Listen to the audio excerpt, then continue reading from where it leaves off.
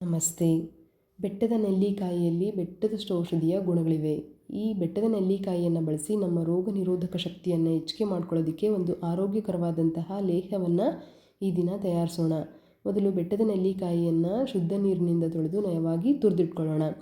ಒಂದು ಬಾಣಲೆಯನ್ನು ಬಿಸಿ ಮಾಡಿ ಅದಕ್ಕೆ 2 ಇಂಚಷ್ಟು ಒಣಶುಂಠಿ, 2 ಇಂಚು ಚಕ್ಕೆ, ಒಂದು ಸಣ್ಣ ತುಂಡು ಜಾಯಿಕಾಯಿ, 2 ಏಲಕ್ಕಿ, 3 ತುಂಡು ಇಪ್ಪಲಿ, 8 ಲವಂಗ, ಹಾಗೆ 10 ಕಾಳು ಮೆಣಸುಗಳನ್ನು ಸೇರಿಸಿ ಸಣ್ಣ ಉರಿಯಲ್ಲೇ 1 ನಿಮಿಷ ಬಿಸಿ ಮಾಡ್ಕೊಳ್ಳೋಣ. ತಣ್ಣಗಾದ ಮೇಲೆ ಪುಡಿ ಮಾಡ್ಕೊಳ್ಳೋಣ. ನಂತರ ಒಂದು ಪಾತ್ರೆಗೆ 1 ಬಟ್ಟಲಷ್ಟು ಬೆಲ್ಲ, ಅರ್ಧ ಬಟ್ಟಲಷ್ಟು ನೀರನ್ನು ಸೇರಿಸಿ ಬೆಲ್ಲ ಚೆನ್ನಾಗಿ ಕರಗುವ ಹಾಗೆ ಕುದಿಸಿ ಎತ್ತಿಟ್ಕೊಳ್ಳೋಣ. ಲೇಹವನ್ನು ತಯಾರಿಸಲು ಒಂದು ದಪ್ಪ ತಳದ ಪಾತ್ರೆಗೆ 2 ಟೇಬಲ್ ಸ್ಪೂನಷ್ಟು ಹಸುವಿನ ತುಪ್ಪವನ್ನು ಹಾಕಿ ತುಪ್ಪ ಬಿಸಿಯಾಗುವವರೆಗೆ ಕಾಯಿಸ್ಕೊಳ್ಳೋಣ. ತುಪ್ಪ ಬಿಸಿಯಾದ ನಂತರ ಮೊದಲೇ ತುರಿದಿಟ್ಟಿದ್ದಂತಹ ನೆಲ್ಲಿಕಾಯಿಯ ತುರಿಯನ್ನು 1 ಬಟ್ಟಲು ಸೇರಿಸ್ಕೊಳ್ಳೋಣ.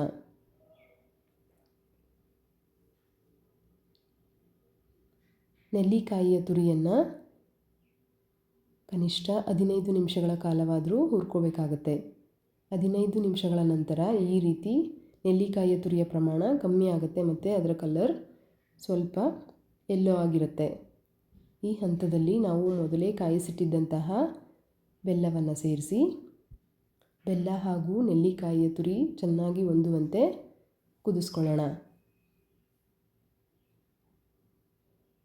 ಈ ರೀತಿ ಕುದ್ದ ನಂತರ ತುಂಬ ದಿನ ಶೇಖರಿಸಿಡಲು ಸಹಾಯಕಾರಿಯಾಗುವಂತೆ ಸ್ವಲ್ಪ ಉಪ್ಪನ್ನು ಇಲ್ಲಿ ಸೇರಿಸ್ಕೊಳ್ಳೋಣ.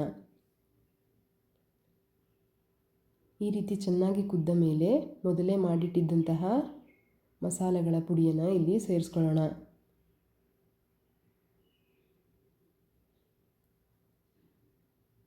ಮಸಾಲ ಪುಡಿಯ ಔಷಧೀಯ ಗುಣಗಳು ಹಾಗೆ ನೆಲ್ಲಿಕಾಯಿಯ ಔಷಧಿ ಗುಣಗಳು ಬಿಡುವಂತೆ ಸಣ್ಣ ಉರಿಯಲ್ಲೇ ಇದನ್ನು ಮತ್ತೆ 2 ನಿಮಿಷಗಳ ಕಾಲ ಕುದಿಸಿ ಈ ರೀತಿ ತಯಾರಾದ ಮೇಲೆ ಸ್ಟವನ್ನು ಆಫ್ ಮಾಡಿ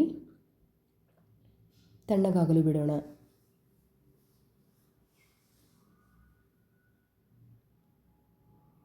ನೆಲ್ಲಿಕಾಯಿಯ ಲೇಹ ತಣ್ಣಗಾದ ಮೇಲೆ ಈ ರೀತಿ ಗಟ್ಟಿಯಾಗಿರುತ್ತೆ. ಇದನ್ನು ನಾವು ಒಂದು ಏರ್ಟೈಟ್ ಕಂಟೈನರ್ಗೆ ಹಾಕಿ 15 ದಿನಗಳ ಕಾಲ ರೂಮ್ ಟೆಂಪ್ರೇಚರಲ್ಲೇ ಶೇಖರಿಸಿಡ್ಬೋದು.